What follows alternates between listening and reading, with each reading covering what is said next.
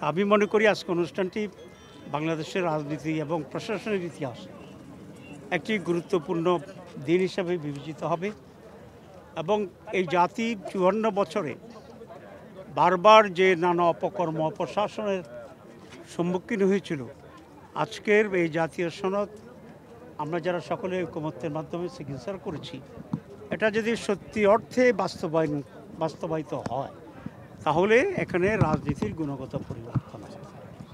আমরা আশা করি যেটি আজকে আমরা যে সমস্ত পয়েন্টে একমত হয়েছি, যারাই দায়িত্বে আসবেন তারা হুবহু এই সকল দাবি পূরণ করবেন।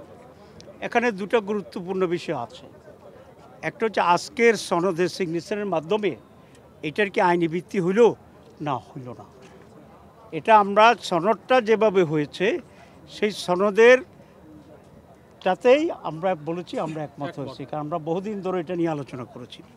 কিন্তু এটাকে আইনি ভিত্তি দেওয়ার যে বিষয়টি সেটা বাকি আছে। এখন এটা অনেকেরই প্রশ্ন, আমাদের প্রতিও প্রশ্ন ছিল, যেটা আইনি ভিত্তি না দেওয়ার আগে আপনারা সাইন করলেন কেন? এটা নিঃসন্দেহে একটা গুরুত্বপূর্ণ প্রশ্ন। কিন্তু আমরা যেটা বিবেচনা করলাম যে জাতির কাছে যে আমরা এতদিন ধরে যে সমস্ত ঐকমত্য হয়েছি সেগুলোর সাথে আমরা একমত, আমরা সেই জিনিসটা সাইন করেছি।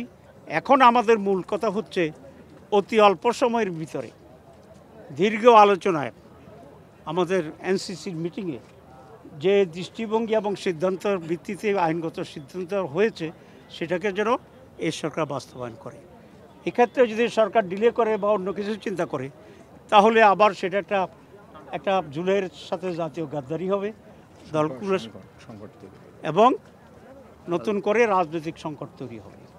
আমরা এই জন্য মাননীয় প্রধান উপদেষ্টা বলবো যে আমরা আজকে ফুললি ওনারকে রেসপেক্ট করেছি, কনফিডেন্স রেখেছি।